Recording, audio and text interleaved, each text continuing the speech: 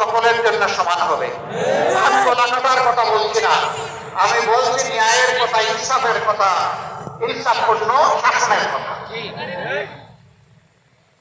সম্মানিত বন্ধুগণ, এই সিরাজগঞ্জ আরেকটা দিকে পিছিয়ে আছে। স্বাস্থ্য সেবার জন্য একটা মেডিকেল কলেজ হয়েছে, ইনশাআল্লাহ এটাকে মানসম্মত মেডিকেল কলেজে পরিণত করা হবে। কিন্তু শিক্ষা এখনো পিছিয়ে আছে। মানসম্মত ভালো কোনো শিক্ষা প্রতিষ্ঠান এখানে গড়ে উঠবে। এটা ৬টি আসনের একটি জেলা। এটা কেন অবহিত থাকবে? ইনশাআল্লাহ তাআলা আজিম, আপনারা দোয়া করবেন। আল্লাহ আমাদেরকে দায়িত্ব দিলে প্রথম নজরটা শিক্ষার উপরেই দেব ইনশাআল্লাহ।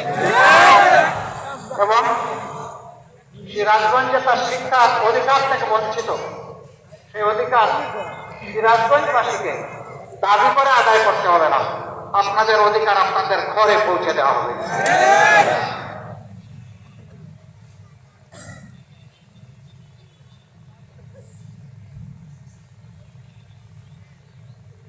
আমার এক ভাই বলেছেন যমুনায় স্থায়ী বাঁধ নির্মাণ। যমুনায় তো বাঁধ নির্মাণ করবো না, যমুনাকে খনন করে ওইটাকে ইনশাআল্লাহ জীবন দেব।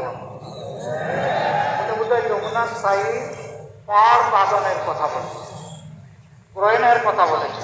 ইনশাআল্লাহ সেটা হবে, আমি আগেই বলেছি। ওইটা হবে মানে সিমেন্টের সাথে ছাই মিশাই হবে না ইনশাআল্লাহ, রোডের জায়গায় বাঁশ দিয়ে হবে না। এক সরকারের সময় রোডের বদলে আধুনিক প্রযুক্তিতে ব্যবহার করেছে, তাই না? একটা মেয়ে ডিবেট করতে গিয়ে বলেছিল, আজ যদি কবি জীবিত থাকতেন তাহলে বলতেন, মাগো আমার সুলভলা কাজলামিনী কই, বাঁশের জায়গায় বাঁশ, তাদের জায়গায় চাপ তো আছে, বাঁশগুলো সব কই। মূল কবিতাটা ছিল, মাগো আমার সুলভলা কাজলামিনী কই, বাঁশ বাগানের মাথার উপর চাঁদ উঠেছে ওই। চাপ তো আছে, কিন্তু বাঁশ দিয়ে রোডের জায়গায় চলে গেছে। ইনশাআল্লাহ আমরা বাঁশ দিয়ে চাপ তৈরি করবো না, আর আমরা সিমেন্টের সাথে ছাইও মিশাবো। কাজ হবে মানসম্মত, চুরিদারি থাকবে না, জোরাজুরির কোনো টেন্ডারবাজি হবে না। সব টেন্ডার হবে অনলাইনে, ই টেন্ডার। এটা আটকায় দেওয়ার শক্তি কারণে